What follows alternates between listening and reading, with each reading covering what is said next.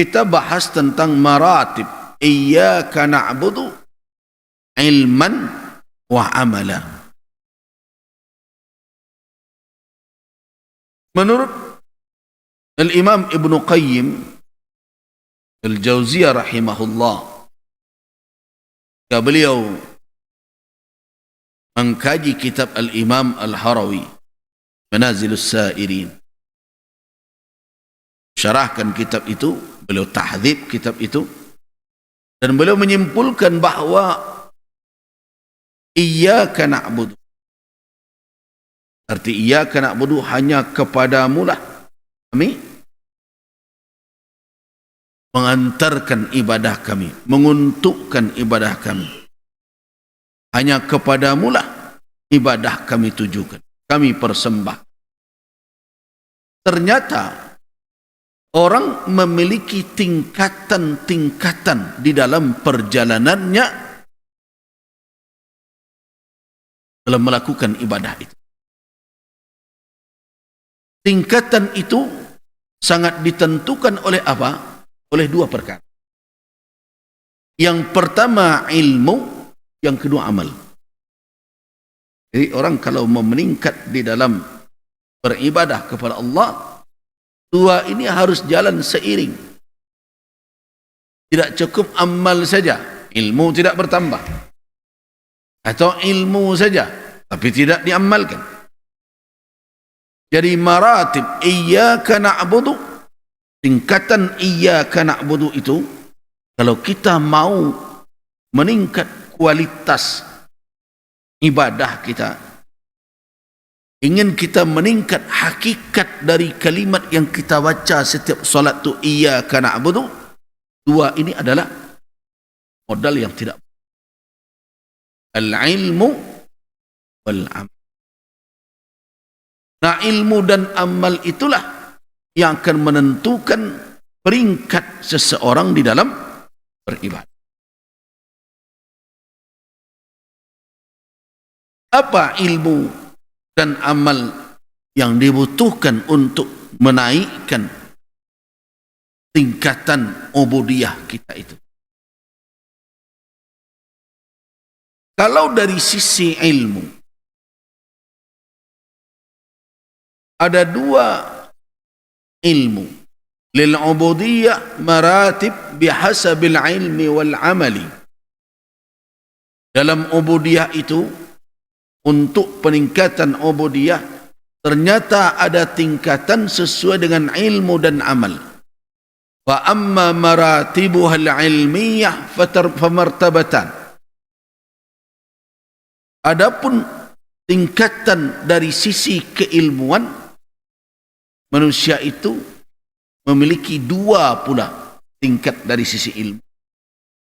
Yang pertama al-ilmu billah, yang kedua al-ilmu bidinillah. Ilmu yang harus kita jangkau kalau kita ingin meningkatkan ubudiyah kita. Yang pertama adalah ilmu tentang Allah. Yang kedua adalah ilmu tentang agama Allah. Al-ilmu billah wal-ilmu bidinihi. Dua ini penting. Makanya kalau ada orang tanya bagaimana meningkatkan kekhusyukan di dalam salat, makin bertambah ilmu seorang tentang ma'bud, tentang yang disembahnya, akan semakin berpeluang ya untuk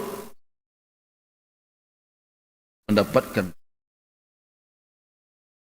Dia bisa merasakan bahwa dia sedang berdiri berhadap-hadapan dengan Allah Azza.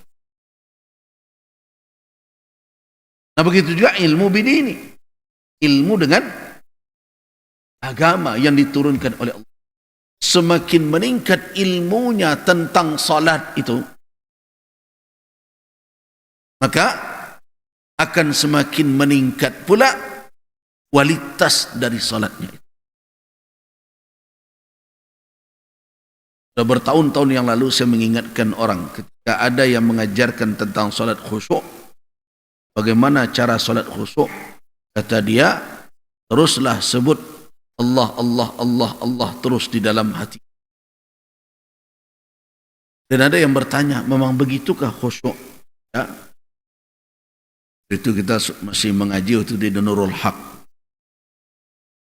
Saya katakan saya tidak sependapat dengan itu. Khusyuk itu bukan hanya kita menyebut Allah, Allah, Allah. Khusyuk itu adalah bagaimana mengikuti rasa yang ada di dalam kalbu kita, pikiran yang mentadabburi, gerak amal dan gerak kita sesuai dengan apa yang kita baca dan yang kita lakukan. Orang yang khusyuk ketika membaca ayat tentang neraka, apa yang muncul di dalam kalbunya? Ketakutan akan akibat dari perbuatan yang mungkin terlanjur mendurhakai Allah. Ketika seseorang membaca ayat tentang surga, seperti ashabul yamin tadi, apa yang hadir dalam hatinya? Harapan yang sangat. Dia bisa mendapatkan itu. Walaupun kalau ditimbang dengan amalnya, tidak sebanding surga yang diharapkan itu. Jadi, khusyuk bukan sekadar mengingat, apalagi mengingat tulisan, mengingat lafaz. Tetapi apa? Menghadirkan keagungan Allah Subhanahu wa ta'ala di dalam kalbu. Mentadabburi apa yang dibaca dan apa yang dilakukan di dalam salat. Dan mengikat semuanya di dalam rasa yang ada di dalam hati manusia itu, sehingga berhimpunlah seluruh ta'zim, keagungan, khasyah, ketakutan, raja, harapan, dan seluruh rasa yang indah itulah yang berhimpun dalam hati orang yang salat. Dan itu bisa didapat kalau apa? Kalau orang itu berilmu tentang siapa yang disembahnya dan apa yang sedang dilakukan. Tapi kalau dia tidak tahu sujud untuk apa, bagaimana dia memahami petunjuk Nabi SAW? فَإِذَا رَكَعْتُمْ فَعَظِّمُوا رَبَّكُمْ وَإِذَا سَجَدْتُمْ فَاجْتَهِدُوا فِي الدُّعَاءِ. Kenapa? Maqam rukuk itu adalah maqam ta'zim. Seseorang ketika dalam salat, ketika dia rukuk itu adalah ta'zim. Karena itu tidak diizinkan orang untuk rukuk kepada makhluk. Karena itu adalah hay'ah, keadaan manusia menta'zimkan. Ta'zim hanya tertuju kepada Allah Azza wa Jalla. Sedangkan apa? Sujud adalah maqam ubudiyah yang sempurna. Karena itu tidak diizinkan seorang pun, siapapun untuk sujud kepada makhluk. Itulah yang ditegaskan oleh Nabi dalam hadis beliau, "La kuntu amira ahad an yasjuda li ahadin la amartu zaujah an tasjuda li zaujiha." Seandainya saya diizinkan memerintahkan orang untuk sujud kepada makhluk, kepada seseorang, tentu saya perintahkan istri untuk sujud kepada suami. Tapi berarti Nabi mengatakan lau, menunjukkan itu limtina'ul wujud. Tidak mungkin Nabi menyuruh orang untuk sujud. Nah, ilmu tentang itu sangat menentukan kualitas ubudiyah seseorang. Itu yang dikatakan oleh Ibnu Qayyim rahimahullah, bahwa fa amma maratibuhal ilmiyatu famartabatan. Adapun tingkatan keilmuan, tingkatan dua, ilmu dan amal. Dari sisi keilmuan ada dua martabah. Yang pertama al-ilmu billah, ilmu tentang Allah. Karena itulah ma'bud kita, itulah la ilaha illallah itu. La ma'budu bihaqqin illallah. Tidak ada yang disembah yang sebenar-benar bisa dijadikan sembahan. Seperti yang lain, kalau ada disembah orang itu adalah ma'bud yang palsu itu. Yang hakikat yang ma'bud yang disembah hanyalah Allah Subhanahu wa ta'ala. Wasaniyah, dan yang kedua al-ilmu bidinihi, ilmu dengan din, agama yang diturunkan oleh Allah Subhanahu wa ta'ala. Nah, mari kita bicara dahulu al-ilmu billah, ilmu tentang Allah. Fa ammal ilmu bihi subhanahu fa khamsun. Adapun ilmu tentang Allah itu ada 5 pembahagiannya. 5. Orang ingin benar-benar berhakikat iyyaka na'budunya, bukan hanya sekadar dibaca saja iyyaka na'budu, iyyaka nasta'in. Kita belum sampai ke iyyaka nasta'in. Iyyaka na'budu saja. Kalau kita ingin kalimat yang kita ucapkan itu ada hakikatnya di dalam kehidupan kita, maka ilmu tentang Allah, ilmu tentang yang kita sembah itu bisa dibagi kepada berapa? 5 bagian. Yang pertama, al-ilmu bidhatihi, ilmu tentang zatnya. Yang kedua, wasifatihi, tentang sifatnya. Yang ketiga, wa af'alihi, perbuatannya. Yang keempat adalah wa asma'ihi, nama-namanya. Dan yang kelima adalah tanzihuhu amma la yaliqu bih, yaitu membersihkan keyakinan kita dari segala hal yang tidak cocok, tidak pantas untuk kita lekatkan kepada ma'bud, kepada yang kita.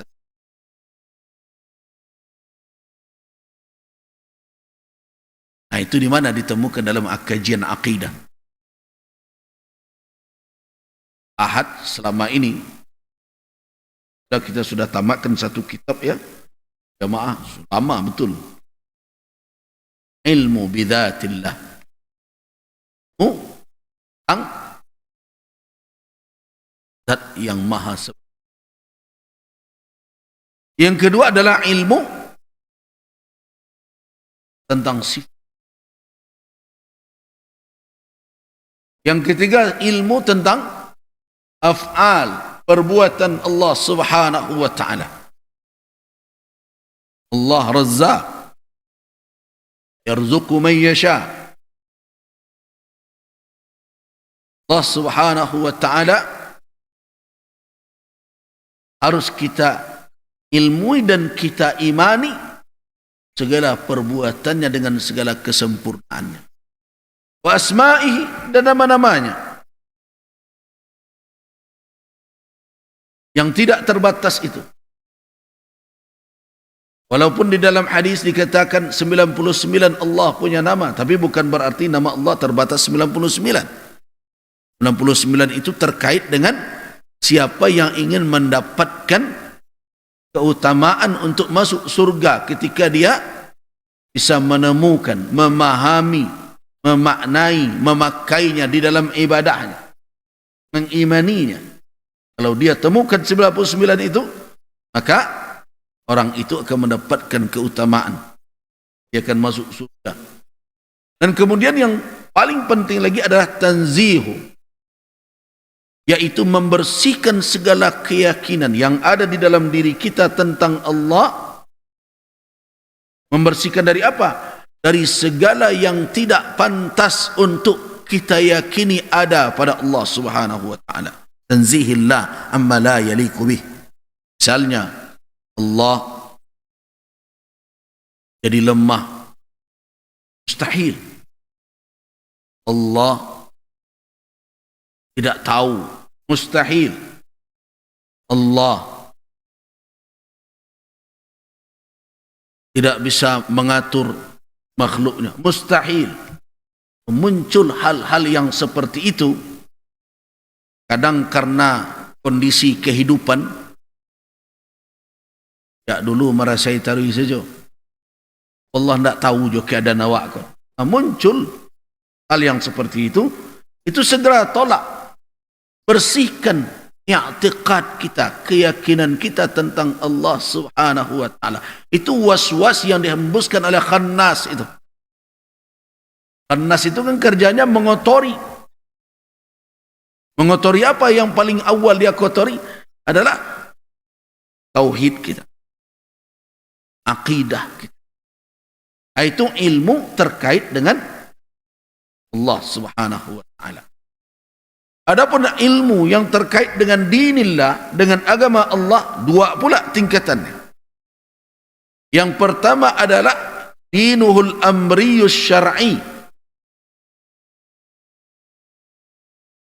Yang pertama adalah terkait dengan agamanya yang berisi perintah yang disyariatkan, dan itulah as-siratul mustaqim. Wah, tagah. Mana boleh dikerajakan, mana tak boleh dikerajakan. Yang kedua adalah dinuhul jazai. Itu ilmu kita tentang apa? Tentang akibat dari perbuatan yang mematuhi atau melanggar ketentuan yang ada di dalam agama. Pertama, ilmu tentang apa?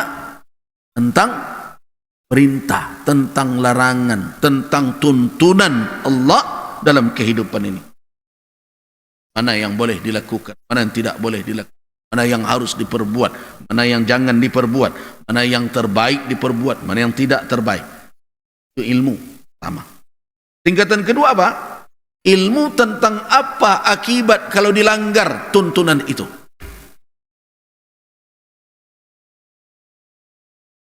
Apa akibatnya? Al-jaza, pembalasan yang akan diterima, thawabahu wa iqabahu. Dan termasuk tentu ilmu tentang siapa? Tentang segala yang diciptakan oleh Allah yang gaib dari kita, yang merupakan tentara-tentara Allah, dan yang merupakan segala apa yang diberikan oleh Allah sebagai balasan. Jadi mencakup ilmu tentang malaikat, ilmu tentang surga dan neraka ada di dalam. Jadi itu dua pembagian. Nah, bila demikian adanya, maka disinilah akhirnya dari dua keilmuan tadi, manusia akan terbagi menjadi dua kelompok. Yang pertama disebut dengan ashabul yamin, kaitannya dengan tadi. Yang kedua disebut dengan orang yang bagaimana dia mempraktekkan amal tadi dari sisi ilmu. Ilmu sudah. Kalau dia mengamalkan apa yang ada dalam ilmunya tadi, ilmu tentang Allah ada 5, ilmu tentang dinullah ada 2. Nah, terkait dengan pengamalan ilmu yang telah dia miliki itu ada 2 tingkatan pula. Yang pertama disebut dengan ashabul yamin, itu martabat ashabul yamin. Yang kedua adalah martabat as-sabiqun al-muqarrabin. As-sabiqin al-muqarrabin. Di ilmu telah diberi. Bagaimana orang mempraktek? Ashabul yamin adalah orang-orang yang mengamalkan, menunaikan kewajiban. Setelah dia tahu tentang Allah, dia tahu tentang syariat Allah, dia tunaikan kewajibannya, dia tinggalkan yang haram, yang mubah dia tetap dia lakukan, dan kadang terjangkau juga oleh dia sedikit yang makruh, dan tertinggalkan juga oleh dia hal-hal yang lebih baik, tetapi yang haram tidak dia jangkau. Ini adalah kelompok yang agak rendah posisi, tetapi beruntung. Ashabul yamin.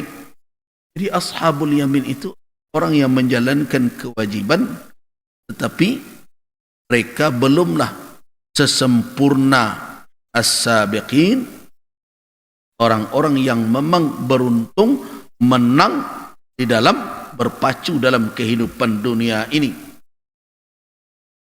Adapun al-muqarrabin, orang-orang yang betul-betul berhasil mendapatkan posisi dipandang oleh Allah sebagai hamba yang dekat dengannya, maka orang ini tidak cukup hanya dengan ashabul yamin tadi, menjalankan kewajiban, meninggalkan yang haram, kemudian yang mubah dia lakukan. Bagaimana dengan yang makruh? Sekali makruh terkerajuan juga. Yang sunat bagaimana? Sempurna tidak, adunya tertinggal. Nah, kelompok ini ashabul yamin. Ilmu dia amalkan tetapi belum dalam bentuk kesempurnaan. Nah, kalau dia telah menjalankan kewajibannya, menunaikan segala yang dicintai oleh Allah, yang mustahabun, yang mandub, yang disunnahkan, dia tinggalkan yang haram, bukan yang haram saja, termasuk yang makruh, dan dia menjalankan zuhud dalam perkara yang tidak perlu. Tingkat inilah adalah tingkat yang lebih tinggi dibandingkan. Nah, kalau orang ingin berwujud iyyaka na'budu, kalau ingin dia berjalan itu tidak berjalan di tempat, maka dia tidak cukup hanya melatih dirinya meninggalkan yang haram, melakukan yang wajib. Tapi apa? Ingin dia lebih dari sebatas nilai cukup itu, dia lakukan yang disenangi oleh, dia tinggalkan yang makruh juga. Kemudian apa lagi? Yang subhat pun dia tinggal. Perkara yang mubah pun tidak bergelimang dia dengannya, melainkan dalam batas yang dibutuhkan di dalam kehidupan. Nah, inilah orang-orang yang muqarrabun. Kita tidak mengistilahkan wali. Kalau orang-orang yang ingin berada dalam posisi sangat dicintai oleh Allah, ternyata di dalam beribadah dia tidak hanya sebatas apa? Rajonan tersuruh, kanan terlarang. Tidak. Berbuat yang disenangi. Tinggalkan yang tidak disukai, walaupun tidak membawa dosa. Makanya bocok ngecian merokok tu sianam berkeyakinan makruh, berhentilah supaya meningkek. Ini aneh kini banyak yang mengaku wali tapi perokok kan baik. Padahal mereka berkata bahwa merokok itu makruh menurut hukum yang mereka simpulkan. Kalau ke saya ditanyakan merokok haram, mereka mengatakan makruh.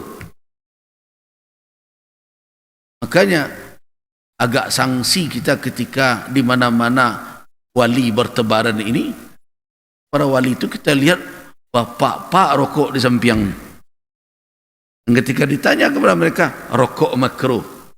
Kalau kita ukur dengan keilmuan yang disampaikan oleh Al-Imam Al-Harawi, kemudian yang dijelaskan oleh Ibnu Qayyim rahimahullah, Al-Imam Al-Harawi dengan kitabnya Manazilus Sa'irin, orang-orang yang muqarrabun, orang-orang yang dibukakan oleh Allah pintu kedekatan sehingga dia berada di ruang VIP lah kira-kira, di ranah atau di wilayah yang sangat dekat dengan Allah. Inilah para aulia Allah. Yatawallallahu umurahum, Allah yang mengurus urusan mereka. Orang itu didekatkan oleh Allah kepadanya. Orang yang seperti ini tentu akan merasakan bagaimana nikmatnya kedekatan itu. Nah, bagaimana orang bisa menjangkau posisi yang begitu mulia tersebut? Baru pada waktu itu dia merasakan kesempurnaan ubudiyah kepada Allah. Sama tadi dengan ilmu, kemudian mengamalkan ilmu tentang Allah, ilmu tentang Allah 5 yang harus dia kuasai: ilmu tentang zat, ilmu tentang sifat, ilmu tentang af'al, ilmu tentang asma, ilmu tentang apa? Tanzih, segala hal yang tidak patut diyakini tentang Allah dia singkirkan, dia bersihkan dirinya dari keyakinan-keyakinan. Kemudian ilmu tentang agama, ilmu tentang apa? Tentang perkara tuntunan ilahi di dalam agama. Mana yang tersuruh, mana yang disukai, mana yang dibolehkan, mana yang dibenci, mana yang diharamkan. Kemudian ilmu tentang apa? Tentang pembalasan akibat dari perbuatannya. Dia patuhi, ini yang diterima. Dia langgar, ini akibatnya. Termasuk juga tentang apa yang gaib, malaikat dan lain-lain. Nah, ilmu yang tadi diamalkannya. Nah, kalau amalannya hanya sebatas setelah dia ilmui, tinggalkan yang haram. Yang makruh, Pak, kan lain makruhnya. Seketik-seketik di kakok je. Yang wajib di kerajaan. Dan sunat, Pak, kan sekadar sunatnya. Acok je tinggal. Kemudian bagaimana lagi? Yang mubah tidak hanya dipakai sebatas kebutuhan, bergelimang dengan itu. Pokoknya tak namuh puih-puihnya dah. Dunia kau boleh selagi duit kacak sajalah. Nah, bergelimang dia dengan itu. Ini bukan orang tidak baik. Ini orang baik. Tapi dia berada pada martabat, pada tingkatan satu.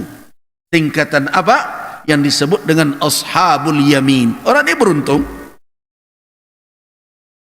Tapi kalau dia ingin mendapat lebih dari itu, dia tidak cukup hanya dengan melakukan kewajiban, meninggalkan yang haram, tetapi apa? Dia harus meninggalkan yang makruh, bahkan menghindarkan dirinya dari segala yang subhat, menjadikan dirinya betul-betul bersih dari segala hal yang meragukan dia sebagai hamba.